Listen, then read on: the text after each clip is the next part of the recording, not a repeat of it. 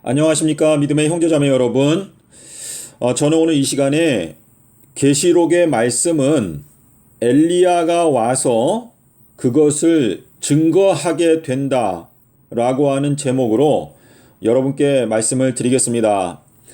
예수님께서 부활하셔서 하늘로 승천하시기 직전에 제자들이 예수님께 여쭤보기를 이스라엘의 나라를 회복하시는 것이 지금인가요? 라고 물어봅니다. 그런데 이 질문에 대해서 예수님께서 마태복음 17장 11절에서 답변을 해 놓으셨는데 이 마태복음 17장 11절은 예수님께서 변화산에서 내려오시다가 하신 말씀인데 이 사건은 서기 29년도에 있던 사건입니다.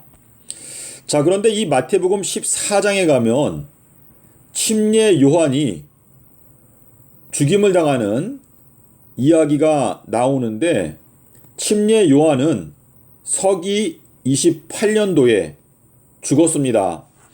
자, 그래서 우리가 알 수 있는 것은 지금 예수님께서 마태복음 17장 11절에서 말씀하시는 엘리야가 와서 모든 것을 회복하게 될 것이다 라고 하는 이 말씀은 미래 시제로 기록되어 있을 뿐만 아니라 침례 요한이 죽은 다음에 말씀하신 것이기 때문에 이것은 예수님의 재림 전에 오게 되는 엘리야에 대해서 말씀하시는 것입니다. 말라기서 4장 5절에서 여호와의 큰 날이 오기 전에 내가 엘리야를 보내겠다라고 하는 이 말씀이 계시록 6장 17절과 16장 14절에 보면 여기에 하나님의 큰 날이 나옵니다. 그래서 이 큰 날이 오기 전에, 다시 말해서 재림의 사건이 오기 전에 하나님께서 엘리야를 먼저 보내신다라고 말씀을 하신 것인데 엘리야가 와서 모든 것을 회복하게 될 것이다 라고 말씀하셨습니다. 자, 요한복음 14장 26절에는 성령이 모든 것을 가르쳐 줄 것이다 라고 말하였습니다. 자, 그래서 우리가 알 수 있는 것은 하나님의 성령 보혜사가 엘리야의 마음 가운데 역사함으로 말미암아 엘리야가 보혜사 성령의 은혜로 모든 가르침을 받고 그리고 그 엘리야가 모든 것을 회복하게 될 것이다 라고 말씀하시는 것인데 누가복음 1장 17절에 보면 엘리야가 사람들을 의로운 지혜로 돌이키게 할 것이다 라고 예언하였습니다. 여기에 나타나 있는 이 지혜가 중요한 것인데 이 지혜가 바로 생명나무라고 말씀을 하셨습니다. 잠언 3장 18절에서 말씀하셨죠. 자, 마태복음 11장 19절에 보면 예수님께서 엘리야는 지혜자라고 말씀을 하셨습니다. 마태복음 24장 45절에서 충성되고 지혜로운 청지기가 되어서 때를 따라서 양식을 나누어 줄 자가 누구냐라고 말씀하실 때 이 지혜로운 청지기는 예수님께서 말세에 보내시는 엘리야를 일컬어서 말씀하시는 것입니다. 그래서 47절에 가면 내가 그 지혜로운 청지기에게 모든 것을 맡기겠다라고 말씀을 하신 것입니다. 엘리야에게 모든 것을 맡기고 그리고 엘리야가 모든 것을 회복하게 될 것이다 라고 말씀을 하시는 것입니다. 자, 마태복음 11장 10절에서 이사야 선지자의 글과 또 말라기의 4장 5절에서 기록하기를 내가 나의 사자를 보낸다 라고 하는 이 말씀을 예수님께서 인용하시면서 이 말라기서 4장에 나타나 있는 이 사자가 바로 엘리야, 침례 요한을 가리키는 것이다 라고 말씀을 하셨습니다. 그런데 이 사자가 계시록 1장 1절, 22장 6절, 그리고 16절에 보시면 계시록을 주실 때에 내가 사자인 엘리야를 보내서 계시록을 증거하게 한다라는 것을 3번에 걸쳐서 말씀을 하셨습니다. 자, 여러분께서 모든 편견을 버리고 마태복음 11장 10절과 계시록 1장 1절, 22장 6절, 16절의 말씀을 헬라어 원어 성경으로 살펴보게 되면 똑같은 표현이 여기에 동일하게 나타나고 있습니다. 주님께서 말씀하시는 내가 나의 사자 엘리야를 보낼 것인데 그 엘리야를 보내서 계시록을 증거하게 한다라는 것을 말씀하시고 있는데, 이 사자는 바로 지혜로운 청지기, 지혜자를 말하는 것인데, 주님께서 말씀하신 지혜는 요나의 표적, 삼낮 삼밤 땅속에서, 이것이 예수께서 우리에게 주시는 유일한 기적이다 라고 말씀을 하셨거든요.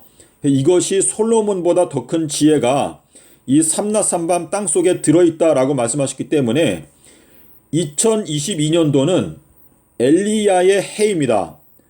여러분께서 이 엘리야의 기별을 분명히 듣고 깨닫지 못하면 반드시 흑암 가운데 갇히게 될 것입니다.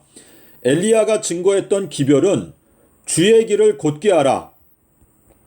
이 주의 길이 삼낮 삼밤 땅속에서라고 하는 이 말씀인데, 이 말씀을 곧게 펴기 위해서 노력하지 않는 사람들은 흑암 가운데 갇히게 되고, 2023년도가 되면 무화과 나무가 저주를 받아서 말라버리게 되는 것처럼 2023년도에는 깨닫지 못하는 지경 가운데 완전히 빠지게 된다라고 하는 것을 예수님께서 순환주간의 사건을 통해서 분명하게 말씀을 하셨습니다. 자, 그러므로 여러분께서 이 계시록을 증거하는 것은 엘리야가 계시록을 증거하는데, 엘리야가 지금까지 잘못되었던 여러 가지 거짓된 오류들을 들춰내고 예수 그리스도의 계시 드러낸다. 자, 우리 마가복음 4장 21절과 22절, 누가복음 8장 16절 17절, 마태복음 4장 14절과 15절에 보면 너희가 등불을 켜게 되면 감추인 것들, 모든 것들이 다 계시된다라고 말하였습니다. 자, 이 등불은 엘리야를 가리키는 것인데, 요한복음 5장 35절에서 침례 요한이 등불이라고 말했습니다. 그래서 이 주의 길을 곧게 하라라고 하는 이 기별을 높이 들게 되면 삼낮 삼밤 땅속에서라고 하는 예수님께서 허락하시는 유일한 기적, 이 말씀을 통해서 거짓된 것도 다 계시가 되고 하나님의 참된 진리의 말씀도 다 계시가 된다라고 말씀을 하시고 있습니다. 자, 여러분께서 고린도전서 1장 6절과 7절의 말씀을 보시면 예수의 증거가 너희들의 마음 가운데 분명하게 견고하게 자리 잡도록 노력을 하게 되면 예수 그리스도의 계시가 너희들에게 나타나게 될 것이다 라고 하는 약속이 있습니다. 그래서 이 고린도전서 1장 6절 7절과 계시록 19장 10절에서 말씀하시는 예수의 증거는 예언의 영이다. 예수께서 가라사대를 우리가 자세하게 살피고 깨닫게 될 때 예언의 영이 열리게 된다 라고 하는 것을 고린도전서 1장 6절 7절에서 말하고 있는데, 계시록 1장 9절에 보면 사도 요한이 예수의 증거 때문에 pat모섬에 있다가 계시록을 받게 되었습니다. 이것은 우리가 예수의 증거를 사도 요한과 같이 사랑하고 예수의 증거를 마음 가운데 간직하게 되면 우리들도 역시 계시록의 비밀을 깨닫게 될 수 있다라고 하는 뜻입니다. 그래서 예수의 증거가 우리의 마음 가운데 견고하게 자리 잡게 될 때 그 결과 예수 그리스도의 계시가 우리에게 보여지게 된다, 나타나게 된다 라고 하는 것을 고린도전서 1장 6절 7절이 설명하고 있습니다.